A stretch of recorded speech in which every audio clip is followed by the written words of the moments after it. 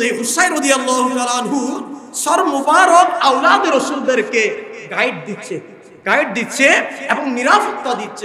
সুবহানাল্লাহ। বেরাজরিন, এরপরে হযরত মা ফাতিমা রাদিয়াল্লাহু তাআলা আনহার কুলের মধ্যে হযরত সকিনা ঘুমাচ্ছে। এর মধ্যে তারা সকলে আবারও কি করলেন, ফিরে সকিনাকে আনতে গেলেন। হযরত জাইনাব রাদিয়াল্লাহু তাআলা আনহা দেখতে পেলেন একজন মহিলা জিনার কোলার মধ্যে সকিনা। সব জায়গায় খোঁজার পরে কোথাও দেখলেন না, একটা স্থানের মধ্যে দেখলেন সকিনাকে কুলে নিয়ে একজন বুড়া ফরিদা মহিলা, যিনি ওনাকে ঘুমাচ্ছে। বলুন না সুবহানাল্লাহ। তখন হযরত জাইনাব রাদিয়াল্লাহু তাআলা আনহা বলতে লাগলেন, ও মা, আম্মা জান, আপনি কে, যিনি আমার বাতিজিকে আপনি কোলে নিয়ে বসে আছেন? তখন তিনি পর্দা মুবারক সরিয়ে বলতে লাগলেন, আমি হচ্ছে হযরত ফাতিমা রাদিয়াল্লাহু তাআলা আনহা। আমাদের যে বিষয়টুকু রয়েছে 70 জন নিয়ে যাচ্ছে হযরত হুসাইন রাদিয়াল্লাহু তাআলা আনহুর সর মুবারক আওলাদে রাসূলদের মহিলাদেরকে কি বানিয়ে কয়েদি বানিয়ে নিয়ে যাচ্ছেন। হযরতে আলী মুকাম হযরতে হুসাইন রাদিয়াল্লাহু তাআলা আনহুর সর মুবারক নিয়ে সহ আওলাদে রাসূলদের যে সকল মহিলা এবং জয়নুল আবেদিন সহ ওই 70 জন নিয়ে যাচ্ছে কোথায়? দামেস্কের মধ্যে এজিদের কাছে এই সর মুবারক পাঠানো হচ্ছে। প্রতিমধ্যে জায়গাটা ছিল পাহাড়ি এলাকা। ওই পাহাড়ি এলাকার মধ্যে একজন মহিলা দাঁড়িয়ে আছেন। এই কয়েদির ব্যাপারে যে আওলাদে রাসূলদের কয়েদিদের ঘোষণা দেওয়া হয়েছে যে দামেস্কে এজিদের কাছে যে হযরত হুসাইন রাদিয়াল্লাহু তাআলা আনহুর সর মুবারক নিয়ে যাওয়া হচ্ছে এবং সাথে সাথে অসংখ্য কয়েদিকে সাথে নিয়ে যাওয়া হচ্ছে। এই খবর যখন একজন বৃদ্ধা মহিলা যখন এই খবর পেলেন, তখন তিনি কি করলেন? ওই 70 জনদেরকে কি করলেন? আটকালেন, যে প্রতিরোধ করলেন। কারণ কি তিনি তাকে ওসিয়ত করা হয়েছিল হযরতে ফাতিমা রাদিয়াল্লাহু তাআলা আনহা, উনার যখন দাসী ছিল ওই মহিলা। আউযু বিল্লাহি মিনাশ শাইতানির রাজীম। বিসমিল্লাহির রহমানির রহিম। কুল লা আসআলুকুম আলাইহি আজরান ইল্লাল মাওয়াদ্দাতা ফিল কুরবা। সাদাকাল্লাহুল মাওলানাল আযীম ওয়া সাদাকা রাসূলুন নাবিয়্যুল হাবিবুল কারীম ওয়া নাহনু আলা যালিকা মিনাশ শাহিদিন ওয়াশ শাকিরিন। মাওলায়া সাল্লি ওয়া সাল্লিম ওয়া বারিক আলাইহি। मेरे विरद लबो ए नबी नबी, मेरा दिल मुकामी हबीब है। मेरे विरद लबो ए नबी नबी, मेरा दिल मुकामी हबीब है। मेरे विरद लबो এ নবী নবী। সকলে বলি মারহাবা। প্রিয় হাজরিন, আমি ওদম পবিত্র কোরআনুল হাকিম থেকে সূরার 23 নম্বর আয়াত কারিমার অংশ বিশেষ আপনাদের সামনে তেলাওয়াত করেছি। এই কোরআনুল কারিমকে সামনে রেখে সম্পূর্ণ কোরআন ও হাদিস থেকে আলোচনা করার চেষ্টা করব এবং আউলিয়া কেরামের শান মান তুলে ধরার চেষ্টা করব। বিশেষ করে শাহিন শাহ সৈয়দ জিয়াউল হক বাইজুল্লাহ কিবলা কাবার যেই কারামত আলোচনা করার এবং আওলাদে রাসূল হযরতে আলী মুকাম হযরতে হুসাইন রাদিয়াল্লাহু তাআলা আনহু যেই শুহাদায়ে কারবালার আওলাদ রাসূলদেরকে যে নির্মমভাবে শাহাদাত বরণ করতে হয়েছে, তাদের এই আয়াতের সাথে সাথে তুলে ধরার চেষ্টা করব। মহান মুনিব যদি আমাকে তৌফিক এনায়েত করেন, অল্প সময়ের মধ্যে আলোচনা করার চেষ্টা করব। সকলে বলি আমিন। হাজরিন, এই আয়াতকে সামনে রেখে যে কুল লা আসআলুকুম আলাইহি আজরা, আজর শব্দের অর্থ হচ্ছে প্রতিদান। আমার মাহবুব নবী যে ইসলাম প্রচার করতে গিয়ে যে 23 বছর 40 থেকে 63 পর্যন্ত যে 23 বছর রিসালাতের প্রকাশ করতে গিয়ে, দাওয়াতি কাজ পরিচালনা করতে গিয়ে, ইসলামের দাওয়াতি কাজ পরিচালনা করতে গিয়ে তিনি তায়েববাসীকে, তায়েব নগরকে চুজ করলেন। তায়েববাসী আমার নবীকে ফুল দিলেন না পাথর দিলেন? পাথর দিলেন, পাথর নিক্ষেপ করলেন। এত কষ্ট যে তায়েববাসী যখন দাওয়াতি কাজ পরিচালনা করতে গিয়ে যখন দাওয়াত দিতে গেলেন, আমার নবীকে তারা পাথর নিক্ষেপ করলেন। যে নূরানি চেহারা মুবারক থেকে, যে আনোয়ার নূরানি চেহারায় আনোয়ার থেকে এমন ভাবে রক্ত ঝরে পড়ে, একদম সারা শরীর থেকে রক্ত বেয়ে পড়ে, পা মুবারক দিয়ে জুতার সাথে বালি লেগে মাটির সাথে জুতা ডাবল পাট হয়ে গিয়ে মাটির সাথে লেগে গিয়েছে। এত কষ্ট করে ইসলাম কি করেছেন? প্রচার করেছেন, প্রসার করেছেন, দাওয়াতি কাজ পরিচালনা করেছেন।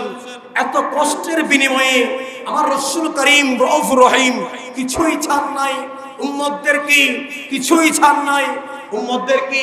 যে হাউস কাউসারের মালিক বানিয়েছেন, যিনি আমার রাসূলকে যে হাউস কাউসারের মালিক বানিয়েছেন, সে আমাদের নবী কিছুই ছাড় নাই আমাদের থেকে।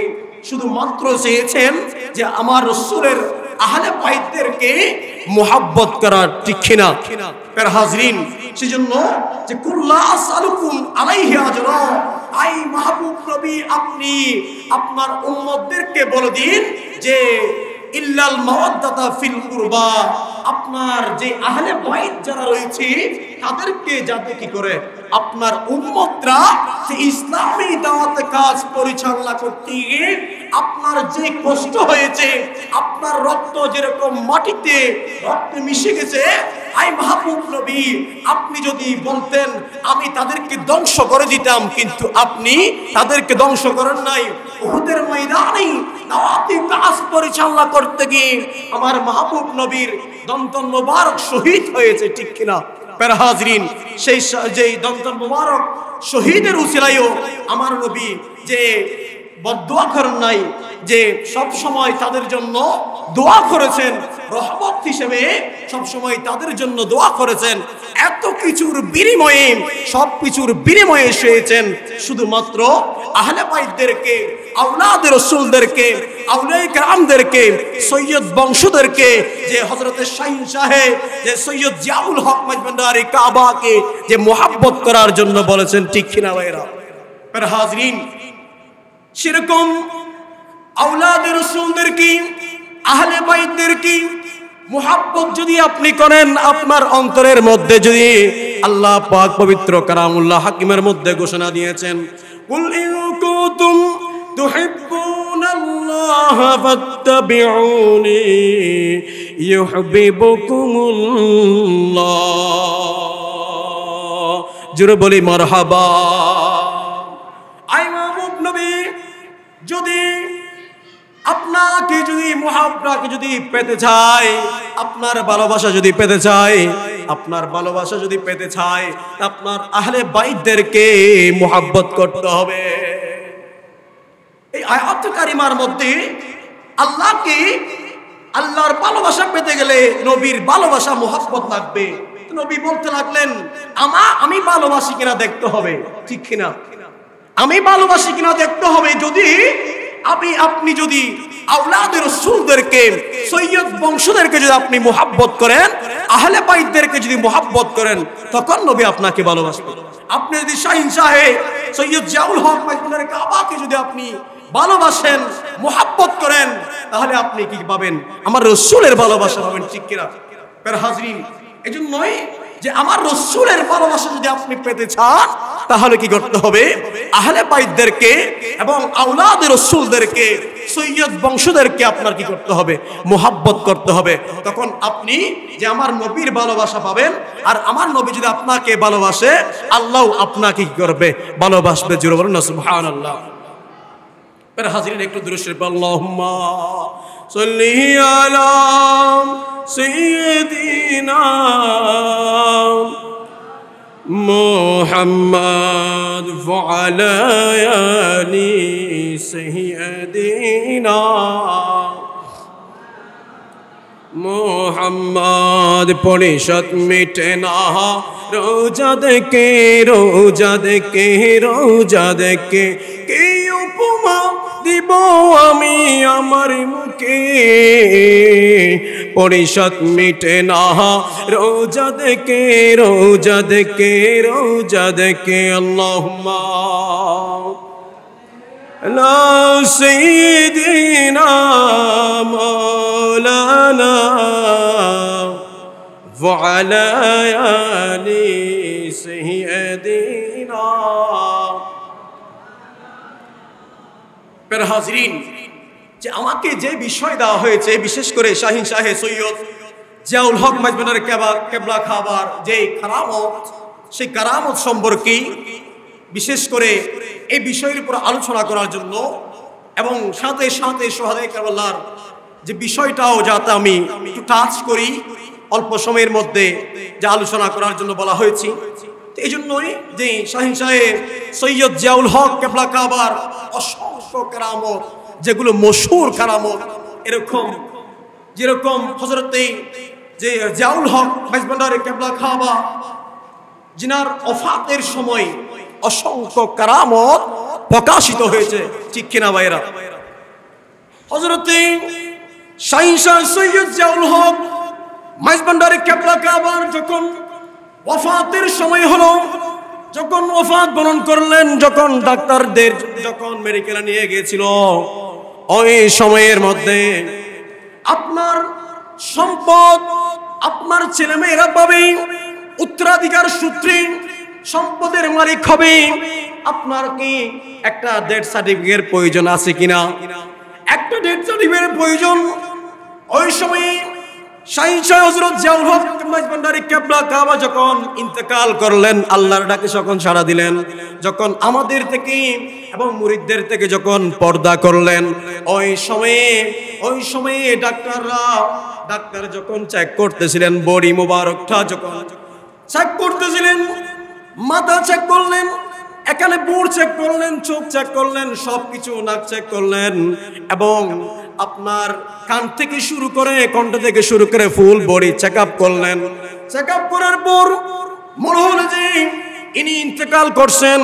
তিনি যখন এটা এক পর্যায়ে যখন যে যন্ত্র দিয়ে শরীরটা টাচ করা হয়, জাজ করা হয় ইন্তেকাল করছে কিনা, চেক করতে করতে এক পর্যায়ে যখন বাম পাশে যখন কলবের মধ্যে যখন কি করলেন, ওই মেশিনটা যখন লাগালেন, সাথে সাথে সেখানে পেলেন যে ওই কলবটা এখনো জিন্দা রয়েছে।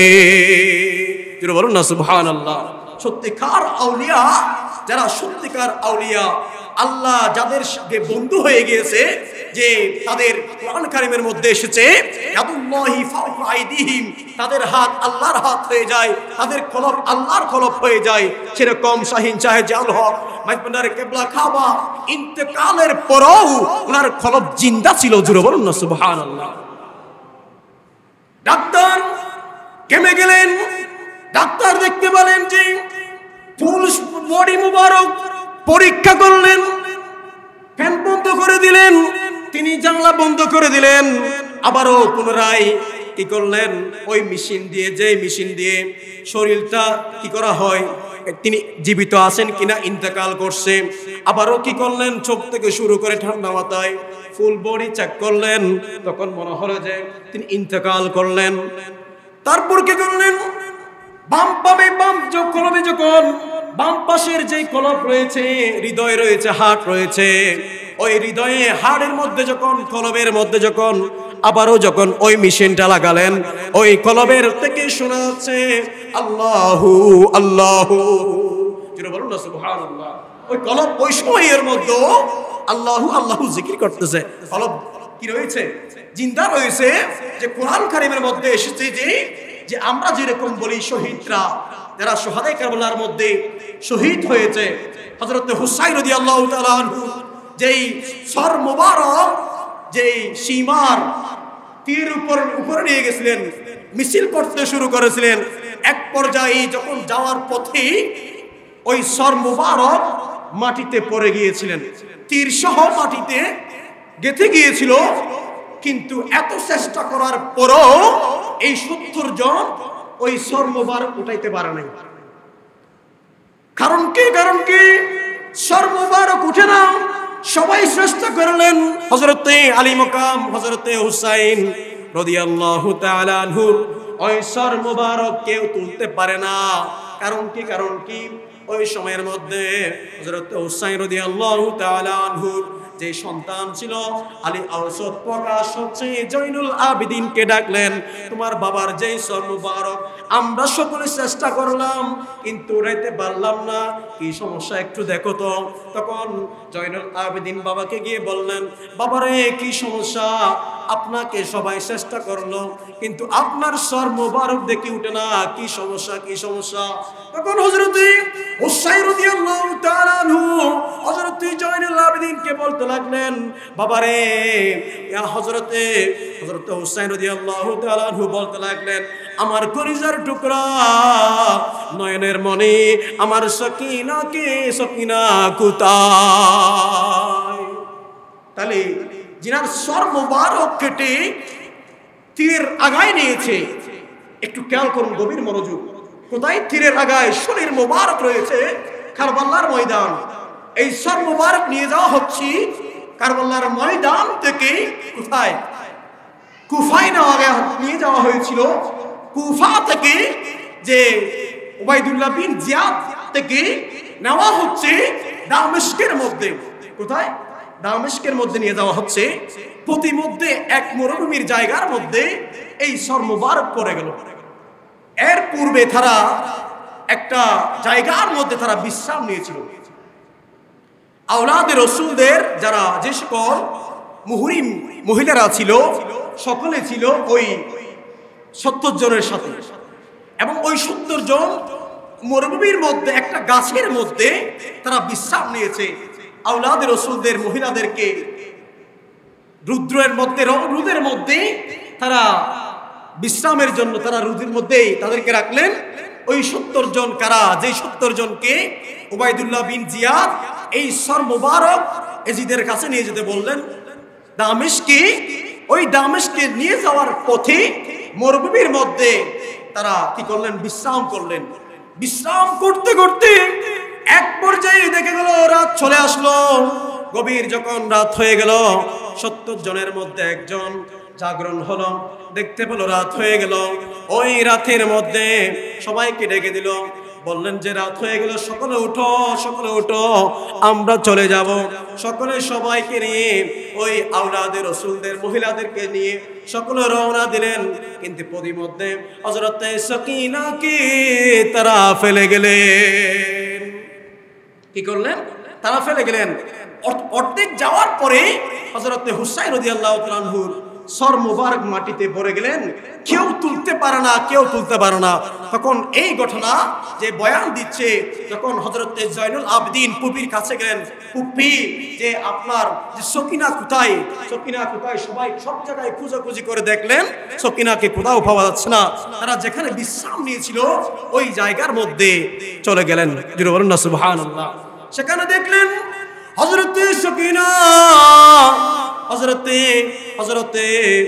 হাতুনে জান্নাত হযরতে ফাতিমা রাদিয়াল্লাহু তাআলা আনহা কুরনি সকিনাকে ঘুম পাড়াচ্ছে। জোরে বলুন না সুবহানাল্লাহ। তাহলে হযরতে ফাতিমা রাদিয়াল্লাহু তাআলা আনহা কোথা থেকে আসলেন? জান্নাতুল বাকি থেকে তিনি ওই জায়গার মধ্যে এসে নাতিকে কুলে নিয়েছে, নাতিকে ঘুমাচ্ছে। জোরে বলুন না সুবহানাল্লাহ। তাহলে আমরা যারা সুন্নিদের বিশ্বাস হচ্ছে আল্লাহর ওলিরা মৃত না, আল্লাহর ওলিরা জিন্দা, আমার নবী জিন্দা, আওলাদ রাসূলুল্লাহ জিন্দা, শহীদ শাহী যারা শাহাদাত বরণ করেছে সকলে জিন্দা। জোরে বলুন না সুবহানাল্লাহ। সেরকম আল্লাহু আকবার, ইয়া রাসূলুল্লাহ, ইয়া গোসল দস্তগীর, মারহাবা, জিন্দাবাদ। पर हाजरीन যে কথা বলতে চেয়েছিলাম শাহিন শাহে, যে সৈয়দ জামুল হক মাইজভান্ডারে কেবলা খাবার যে কলব কি রয়েছে, জিন্দা রয়েছে। ডাক্তার কি হয়েছে, প্রেসারের মধ্যে পড়ে গেল। সবকিছু পরীক্ষা নিরীক্ষা করার পরে তিনি ভাবতে লাগলেন, আমি যদি ডেথ সার্টিফিকেট দিই, ইনি যদি আবার জীবিত হয়ে যায়, আমার এত বছরের ডাক্তারি সবকিছু কি যাবে, বৃথা যাবে। ঠিক কিনা? বৃথা যাবে। আমার যেই মূল পয়েন্ট ছিল যে সর্ববারক হযরত জয়নুল আবেদিনকে বলতে লাগলেন যে তোমার যে সকিনা কোথায়, সকিনাকে তোমরা ফেলে এসেছো, সেখান থেকে তোমরা কি করো, নিয়ে আসো। যতক্ষণ পর্যন্ত সকিনাকে আনবে না, আমি আমার সর্ববারক তোমরা উত্তোলন করতে পারবে না। জোরে বলুন না সুবহানাল্লাহ। তাহলে যারা শহীদ তারা দেখেন, তারা যারা শহীদ তারা জিন্দা। কারণ কোরআন বলছে ওয়ালা তাকুলু ফি সাবিলিল্লাহি আমওয়াত বাল আহইয়াউ ওয়ালাকিন লা তাশউরুন, তাদেরকে তোমরা যে মৃত বলে ধারণাও করিও না। জোরে বলুন না সুবহানাল্লাহ। অন্য আয়াতের মধ্যে বলেছেন ওয়ালা তাহসাবান্নাল্লাযিনা ওয়ালা তাহসাবান্নাল্লাযিনা কুতিলু ফি সাবিলিল্লাহি আমওয়াত বাল আহইয়াউ ইনদা রাব্বিহিম ইরযাকুন, আল্লাহর পক্ষ থেকে তাদের জন্য রিজিকের ব্যবস্থা করা হয়। জোরে বলুন না সুবহানাল্লাহ। দেখেন, তাহলে হযরত হুসাইন রাদিয়াল্লাহু তাআলা আনহু সর মুবারক আওলাদ রাসূলদেরকে গাইড দিচ্ছে এবং নিরাপত্তা দিচ্ছে। জোরে বলুন না সুবহানাল্লাহ।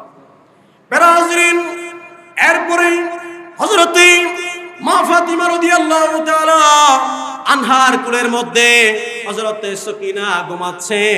এর মধ্যে তারা সকলে আবারও কি করলেন, ফিরে সকিনাকে আনতে গেলেন। হযরত জাইনাব রাদিয়াল্লাহু তাআলা আনহা দেখতে পেলেন একজন মহিলা জিনার কোলের মধ্যে সকিনা। সব জায়গায় খোঁজার পরে কোথাও দেখলেন না, একটা স্থানের মধ্যে দেখলেন সকিনাকে কোলে নিয়ে একজন বুড়া ফরিদা মহিলা, যিনি ওনাকে ঘুমাচ্ছে। বলুন না সুবহানাল্লাহ। তখন হযরত জাইনাব রাদিয়াল্লাহু তাআলা আনহা বলতে লাগলেন, ও মা, আম্মা জান, আপনি কে, যিনি আমার বাতিজিকে আপনি কোলে নিয়ে বসে আছেন? তখন তিনি পর্দা মুবারক সরিয়ে বলতে লাগলেন, আমি হচ্ছে হযরত ফাতিমা রাদিয়াল্লাহু তাআলা আনহা। সুবহানাল্লাহ। এরপরে তারা কি করলেন, আবারও যাওয়া শুরু করলেন। পের হাজরিন, যে আমি আলোচনা যে আওলাদ রাসূলদের সাথে সাথে যে শাহিন শাহ জিয়াউল হক মাইজভান্ডারে কেবলা খাবার যে কলবের এবং কারামতের আলোচনা করার চেষ্টা করব। কারণ যে আওলাদ রাসূলরা যে ইন্তেকালের পরও অনেক কারামত কি হয়ে যায়, প্রকাশিত হয়েছে। কারণ আপনি যদি যে শাহিন শাহ সৈয়দ জিয়াউল হক মাইজভান্ডারে কেবলা খাবার ইন্তেকালের 2 বছর পরও আপনারা সকলে জানেন, যারা ওনার ভক্ত মুরিদ আশেক, যারা আপনারা শুনেছেন হয়তো, যে রাঙ্গামাটি থেকে আসার পথে একজন ড্রাইভার যেনার গাড়ি খারাপ হয়ে গিয়েছিল। যেনার কি হয়েছিল, গাড়ি খারাপ হয়ে গিয়েছিল ইন্তেকালের 2 বছর পরে। সেটা মিডিয়ার মধ্যে এসেছিল, আপনারা যারা পেয়েছেন পেপার পত্রিকার মধ্যে এসেছিল যে রাঙ্গামাটি থেকে আসার পথে যে হযরত জিয়া বাবার এক মুরিদ গাড়ি চালাতেন। কি করতেন? গাড়ি চালাতেন। আরকম আছে না, গাড়ি চালায়, ব্যবসা করে গাড়ি চালাতেন। তো ওনার গাড়ির চাকা পাংচার হয়ে গিয়েছে। তিনি চাকা ঠিক করতেছেন, লাগাচ্ছেন চাকা, অন্য আরেকটা চাকা লাগাচ্ছেন। এর মধ্যে বাবা জিয়াউল হক বাবা আসলেন, যে বললেন যে আমাকে একটু তোমার গাড়ি করে আমাকে একটু কি করো নিয়ে যাও, আমাকে একটু কি দাও, আমরা বলি না লিফট দাও, আমাকে একটু নিয়ে যাও। তখন তিনি বললেন হ্যাঁ নিয়ে যাবো, সমস্যা নাই। সাথে সাথে কি হয়ে গেলেন, রাজি হয়ে গেলেন। সামনের সিটে বসলেন, লোহা গাড়ি যে কার যেটা হাইস যেটা ওইটা, সামনের সিটে বসলেন। ওনার সাথে কথা বলতে বলতে বলতে বলতে এক পর্যায়ে যখন ওই জায়গা, যেই জায়গার মধ্যে যেই ডাকাত হবে সেই জায়গা যখন পার হলেন, তখন তিনি বললেন যে আমাকে নামিয়ে দাও। তখন তিনি নাজিরহাটের মধ্যে নামিয়ে গেলেন। জোরে বলুন না সুবহানাল্লাহ। হাজির, দেখেন ইন্তেকালের 2 বছর পরও রুহানি ভাবে তার মুরিদের যেই বিপদ, ওই বিপদের মধ্যে শাহিন শাহেদ জিয়াল হক বাবা হাজির হয়েছে। জুড়ে বলেন না সুবহানাল্লাহ। ইন্তেকালের কয় বছর পরে? 2 বছর পরে। আর আওলাদুর রাসূলরা ইন্তেকালের পরেও সর মুবারক আর দেহ মুবারক রয়েছে কারবালার ময়দানে, আর সর মুবারক নিয়ে যাচ্ছে কোথায়? যে দামেস্কের মধ্যে। প্রতিমধ্যে আওলাদুর রাসূলদেরকে কি করতেছে? মোটিভেশন দিচ্ছে, গাইড দিচ্ছে, নিরাপত্তা দিচ্ছে। জুড়ে বলেন না সুবহানাল্লাহ। এর হাজরিন, এরপরে আমাদের যে বিষয়টুকু রয়েছে 70 জন নিয়ে যাচ্ছে হযরতে হুসাইন রাদিয়াল্লাহু তাআলা আনহুর সর মুবারক আওলাদের রাসূলদের মহিলাদেরকে কি বানিয়ে কয়েদি বানিয়ে নিয়ে যাচ্ছেন হযরতে আলী মুকাম হযরতে হুসাইন রাদিয়াল্লাহু তাআলা আনহুর সর মুবারক নিয়ে সহ আওলাদের রাসূলদের যে সকল মহিলা এবং জয়নুল আবেদিন সহ ওই 70 জন নিয়ে যাচ্ছে কোথায়? দামেস্কের মধ্যে এজিদের কাছে এই সর মুবারক পাঠানো হচ্ছে। প্রতিমধ্যে জায়গাটা ছিল পাহাড়ি এলাকা। ওই পাহাড়ি এলাকার মধ্যে একজন মহিলা দাঁড়িয়ে আছেন। এই কয়েদির ব্যাপারে যে আওলাদের রাসূলদের কয়েদিদের ঘোষণা দেওয়া হয়েছে যে দামেস্কে এজিদের কাছে যে হযরতে হুসাইন রাদিয়াল্লাহু তাআলা আনহুর সর মুবারক নিয়ে যাওয়া হচ্ছে এবং সাথে সাথে অসংখ্য কয়েদিকে সাথে নিয়ে যাওয়া হচ্ছে। এই খবর যখন একজন বৃদ্ধা মহিলা যখন এই খবর পেলেন, তখন তিনি কি করলেন? ওই 70 জনদেরকে কি করলেন? আটকালেন, যে প্রতিরোধ করলেন। কারণ কি তিনি তাকে ওসিয়ত করা হয়েছিল হযরতে ফাতিমা রাদিয়াল্লাহু তাআলা আনহা। ওনার যখন দাসী ছিল ওই মহিলা হযরতে জয়নাব রাদিয়াল্লাহু তাআলা আনহা বলতে লাগলেন হযরতে ফাতিমা রাদিয়াল্লাহু তাআলা আনহা থেকে কোনো সন্তান সন্ততি ছিল কিনা। তখন ওই দাসী বলতে লাগলেন ওনার থেকে 2টা সন্তান ছিল, একটা মেয়ে ছিল।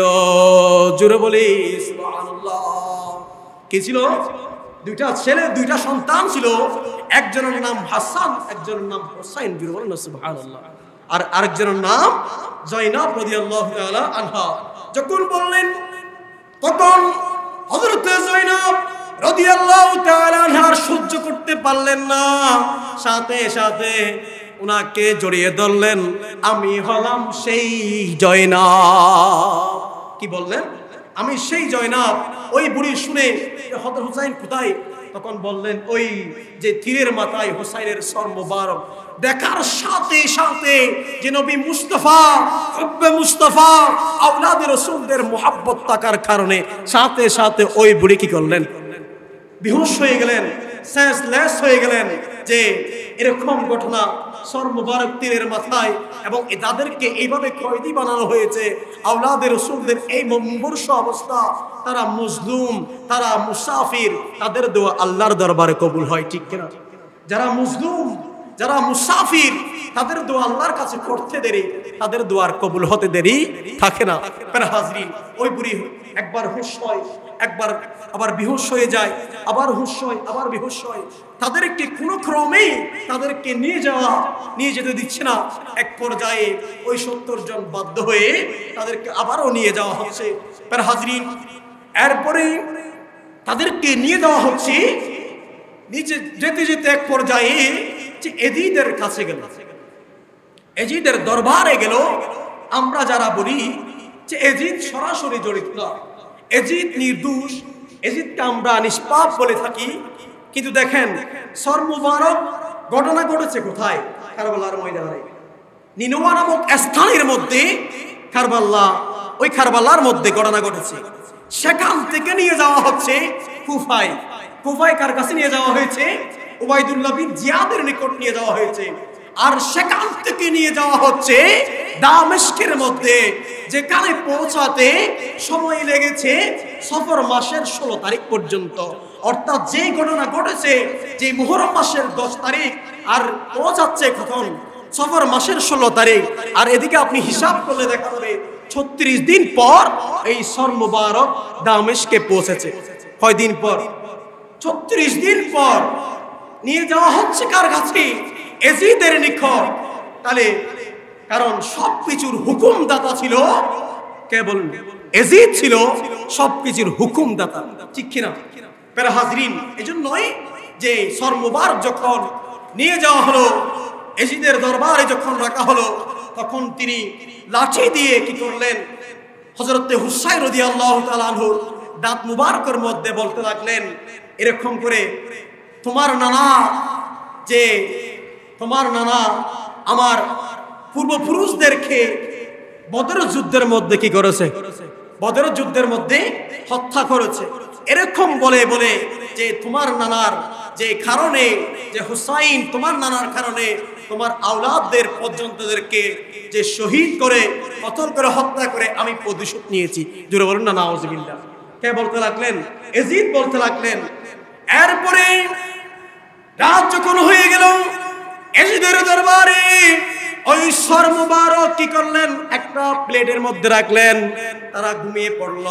ঘুমানোর পরে ওই সর মুবারক থেকে একটা নূরানি রশ্মি এসে ওই সর মুবারকের মধ্যে পড়ে আলোকিত হয়ে গেল। বলুন না সুবহানাল্লাহ। এজিদের বেডরুমের মধ্যে যে সর মুবারকের আলোয় কি হয়ে গেল? আলোকিত হয়ে গেল।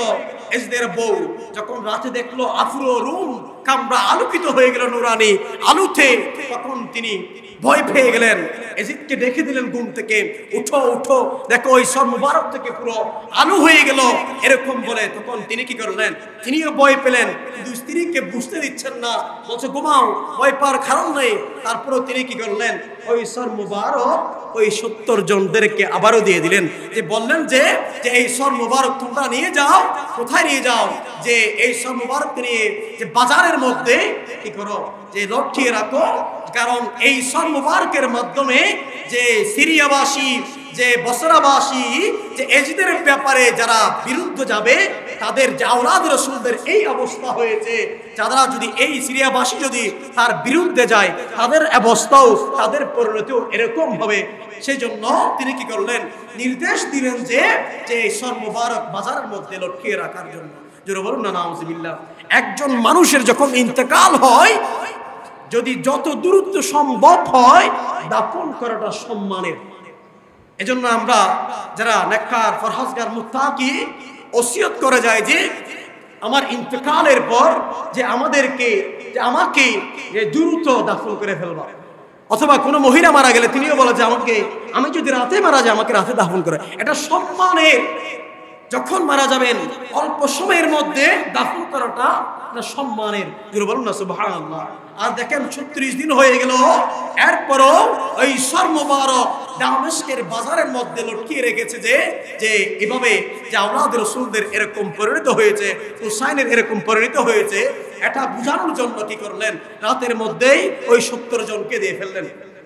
পেরাজিন গভীর মনোযোগ। ওই 70 জনকে বললেন যে আমরা তো এখন যেতে পারবো না, আমরা ফজর হলে, সকাল হলে আমরা যাব। ওই 70 জন কি করলেন? ঠিক আছে, তোমাদের কাছে রাখো। ওই সর মুবারক একটা প্লেটের মধ্যে রাখলেন। 70 জন সকলে ঘুমিয়ে পড়লেন। 70 জন সকলে ঘুমিয়ে পড়লেন। রাত যখন গভীর হলো, আসমান থেকে একটা মেঘের আওয়াজ আসলো। একদম বিশাল একটা মেঘের আওয়াজ আসে। যে মেঘের আওয়াজ আসে কি করলেন? যে বসে গেলেন। ওই সর মুবারকের সামনে এরকম টেবিল দেওয়া হলো এবং রুমটাকে সাজানো হলো এবং মজলিস বানা হলো, আসন বানানো হলো। ওই আসনের মধ্যে একটা মেঘ আসলো। মেঘ এসে তিনি তশরিফ আনলেন, বললেন হুসাইন তুমি কেমন ধৈর্য ধারণ করেছো? তোমার নানা জানের গুনাহগার উম্মতের জন্য তুমি কেমনে ধৈর্য ধারণ করেছো? তোমাকে মারহাবা জানাতে, তোমাকে মুবারকবাদ জানাতে আমি হযরতে আদম আলাইহিস সালাম এসে পড়েছি। জুড়ে বলি সুবহানাল্লাহ, সুবহানাল্লাহ, সুবহানাল্লাহ। আয় নামে মুহাম্মদ সাল্লাল্লাহু আলা সুবহানাল্লাহ, सुबहानल्लाह जिसने हमारी दिल को जला, सुबहानल्लाह, सुबहानल्लाह। আমার ভাইরা গভীর মনোযোগ। এরপরে আরেকটা আসলো, যেই আবাসে হযরতে ইব্রাহিম আলাইহিস সালাম এসে বসে পড়লেন। ওই আসনের মধ্যে বসে হযরতে হুসাইন রাদিয়াল্লাহু তাআলা আনহুকে মোবারকবাদ জানাচ্ছে, আমি হচ্ছে মুসলিম মিল্লাতের জাতির পিতা, তোমার শাহাদাতে তোমার নানার উম্মত গুনাহগার উম্মত কি হবে, পার হবে। জোরে বলুন না সুবহানাল্লাহ। এরপর একজন একজন করে জলিল কদর যত নবী রাসূল যারা দুনিয়ার থেকে পর্দা করেছেন, প্রত্যেক নবী রাসূল হযরতে হুসাইন রাদিয়াল্লাহু তাআলা আনহুকে আসন বানিয়ে সকলে এসে মুবারকবাদ মারহাবা জানাচ্ছে। সুবহানাল্লাহ। কি জানাচ্ছে? মুবারকবাদ জানাচ্ছে। এই ঘটনা যে বয়ান করতেছে যে 70 জনের একজন, যিনি যে মক্কার মধ্যে গিয়ে যে এই ঘটনা বয়ান দিচ্ছে, যিনি এই ঘটনা শুনতেছেন, যে কাবাগরের একদম দরজার মধ্যে হযরত সুলাইমান আমস এই বিখ্যাত তাবী ছিলেন, যিনি মুহাদ্দিস ছিলেন। এই ঘটনা যে সুলাইমান আমস শুনতেছেন কাবাগরের মধ্যে, ওই 70 জনের একজন বলতেছে, আল্লাহ তুমি আমাকে মাফ করে দাও, যে আমি জানি তুমি আমাকে মাফ করবে না। কারণ কাবাগরের মধ্যে, হাতিমে কাবার মধ্যে যত পাপিষ্ট হোক না কেন, দোয়া করতে দেরি দোয়া কবুল হয়ে যায়। আর এই ভাবে বলতে লাগলেন যে আল্লাহ তুমি আমাকে মাফ করে দাও, আমি জানি তুমি আমাকে মাফ করবে না। জোরে বলুন না নাউজুবিল্লাহ। তখন সুলাইমান আমস যে এই কেমন পাপিষ্ট, যিনি কাবাগরের যে দরজা ধরে বলতেছে যে আল্লাহ তুমি আমাকে মাফ করে দাও, আমি জানি তুমি আমাকে মাফ করবে না। তখন তাকে এই করে ডাক দিয়ে তাকে ধরে আনলেন। তখন বললেন আপনি কে? তখন জিজ্ঞেস করলেন যে আমি যে সুলাইমান আমস, যে মুহাদ্দিস বিখ্যাত তাবী। তখন জিনার পরিচয় দিলেন, বলছে আমি শুনেছি আপনার কথা। তখন তাকে এই ঘটনা বয়ান দিচ্ছে।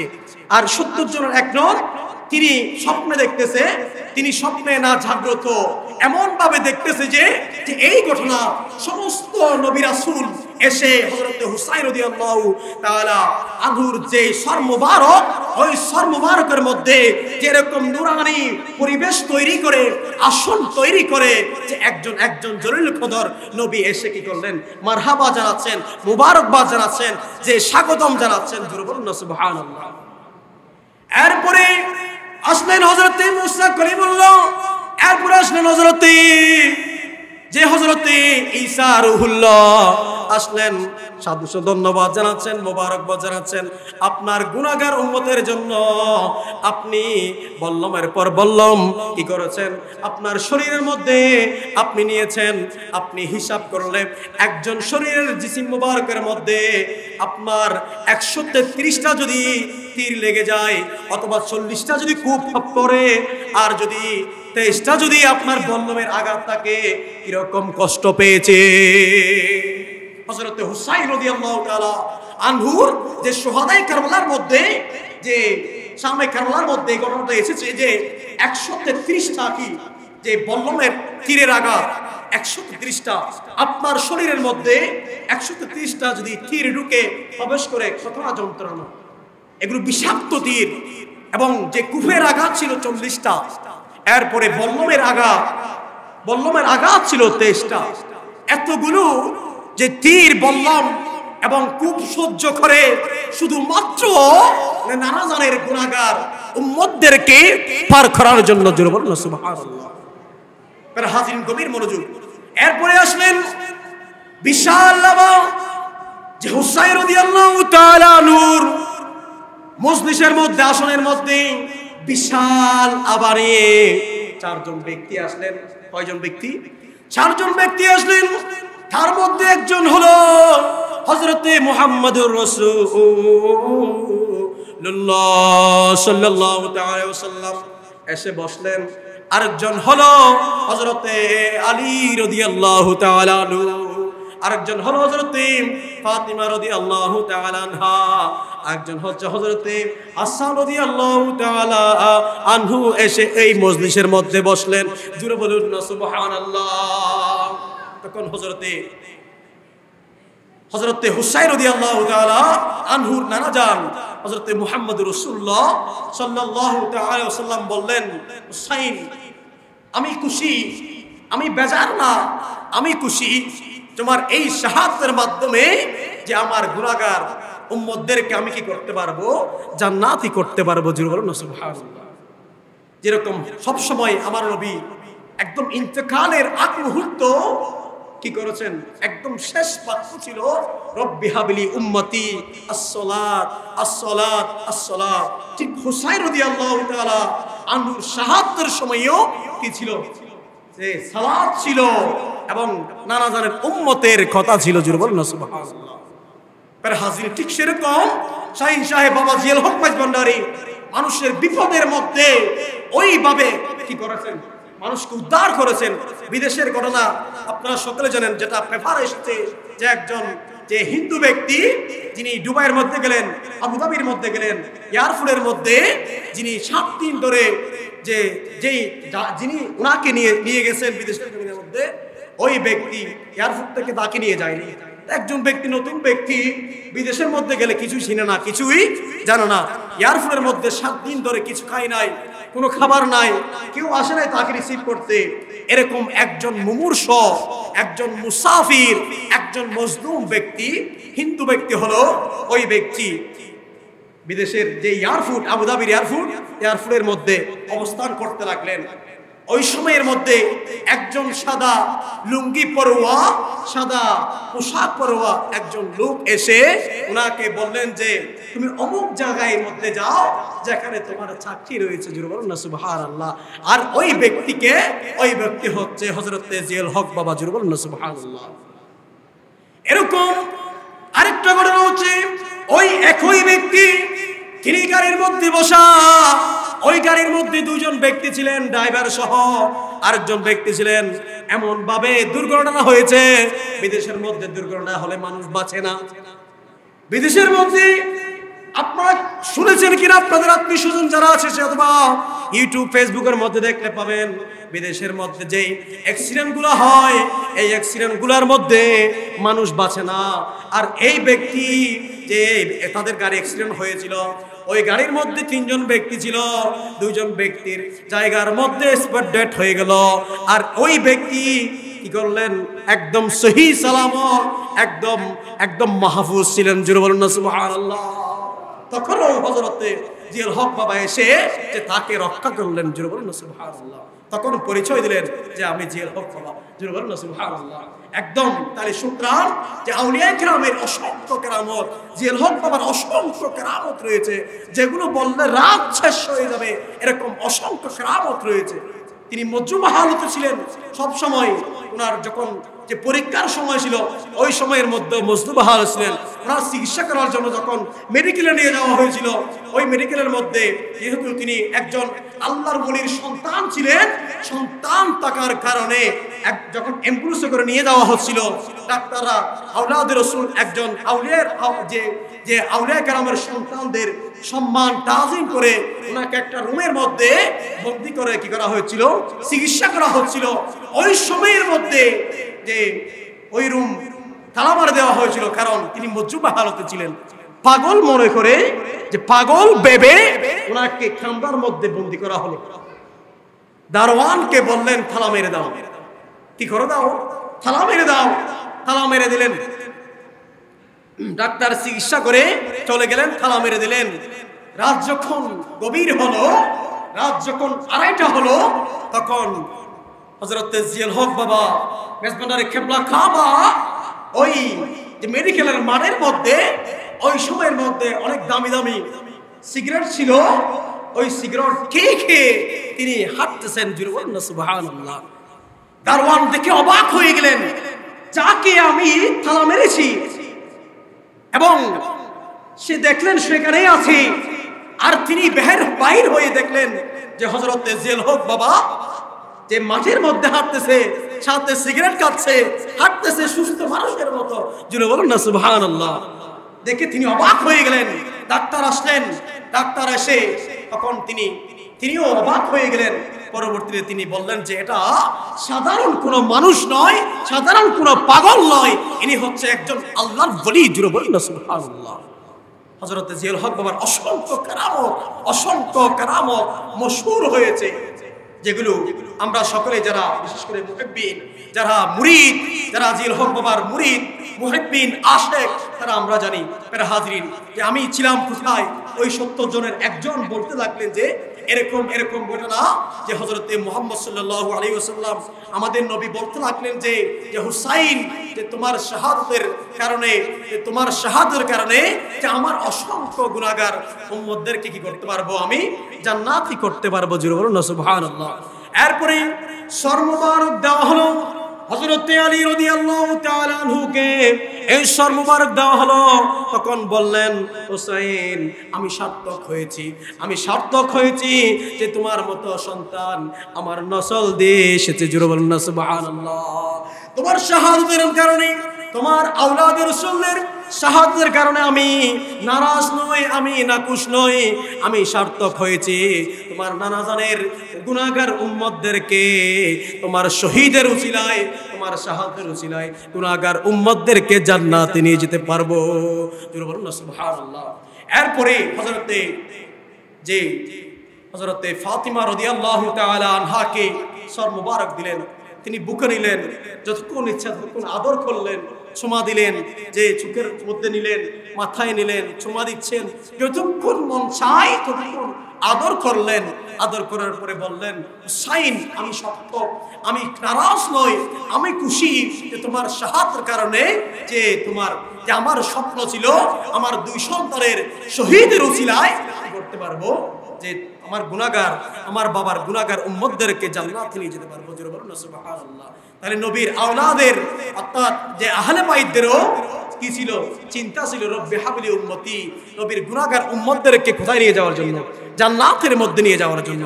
প্যারা হাজরিন, এই সব মুবারক যখন হযরতে হাসান রাদিয়াল্লাহু তাআলা আনহু নিলেন, নেওয়ার সাথে সাথে হযরতে হাসান রাদিয়াল্লাহু তাআলা আনহুর বায়ের সর মুবারক নেওয়ার সাথে সাথে ওনার চোখ মুবারক দিয়ে পানি চলে আসলো।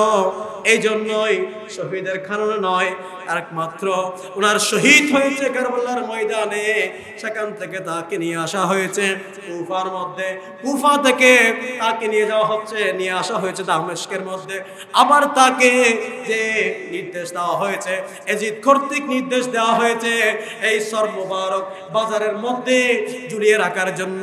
এটা অসম্মানজনক হওয়ার কারণে তখন নানাজানকে বললেন, আপনার যারা 70 জন, ওই 70 জনকে আপনি তাদেরকে কি করুন, তাদের আপনার পিছনে অসংখ্য ফেরেশতা, ওই ফেরেশতাদেরকে আপনি হুকুম দিন তাদেরকে হত্যা করার জন্য।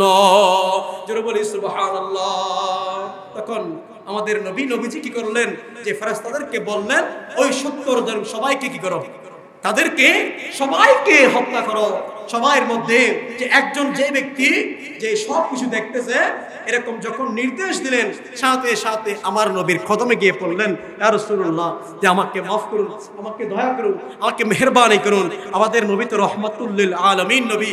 তখন আমার নবী বলতে লাগলেন যে এই ঘটনা বয়ান করার জন্য তোমাকে কি করলাম, তোমাকে জীবিত রাখলাম, কিন্তু তোমার শাস্তি জাহান্নাম ছাড়া কিছু নয়। তাই কোরআন বলছে যে আল্লাযীনা ইউযুনাল্লাহ ওয়া রাসূলাহু লা'নাহুমুল্লাহু ফিদ দুনিয়া ওয়াল আখিরাহ ওয়া আ'আদ্দা লাহুম আযাবাম মুহিনা। যারা এবং আল্লাহ এবং রাসূলকে যারা কষ্ট দিয়েছে, হুসাইনের শাহাদাতের উসিলায় যারা কষ্ট দিয়েছে, আমার নবী কতটা কষ্ট পেয়েছেন। রওজা পাকের মধ্যে হুসাইনকে বল্লমের পরে বল্লম আঘাত করা হয়েছে, তীরের পর তীরের নিক্ষেপ করা হয়েছে। যে হুসাইনের যে কান্না, যে নবী সহ্য করতে পারে নাই, যে নবী নামাজরত অবস্থায় হুসাইন যে কাঁদে উঠেছিল, যে পড়ে যাবে, ব্যথা পাবে, সেটা সহ্য করতে পারে নাই। আর যেই শহাদে কারবালার মধ্যে 133টা তীর নিক্ষেপ করার পরেও, যে 40টা কূপ খাওয়ার পরেও এবং 23টা বল্লমের আঘাত পরেও আমার মাহবুব নবী কি করেছেন, কেমন ধৈর্য ধারণ করেছেন, শুধুমাত্র নবীর যে উম্মত, গুনাহগার উম্মতকে পার করানোর জন্য। জোরে বলুন না সুবহানাল্লাহ। আর এটা যে বাজারের মধ্যে সর মুবারক কি করবে, জুড়িয়ে রাখবে, এটা অসম্মানজনক কাজ। এজন্যই ওই কি করলেন, বাকি 69 জন সবাই ঘুমের মধ্যেই কি করলেন, মারা গেলেন, শাস্তি পেলেন। এবং একজন ওই ব্যক্তি যিনি কাবা শরীফের মধ্যে গিয়ে, ঘরের মধ্যে গিয়ে সুলাইমান আমস এই ঘটনা কি করতেছেন, বিখ্যাত মুহাদ্দিস ছিলেন এবং তাবিঈ ছিলেন, যিনি এই ঘটনা কি করেছেন শামে কারবালার মধ্যে বয়ান দিয়েছে এবং বর্ণনা করেছে। প্যারা হাজিরিন,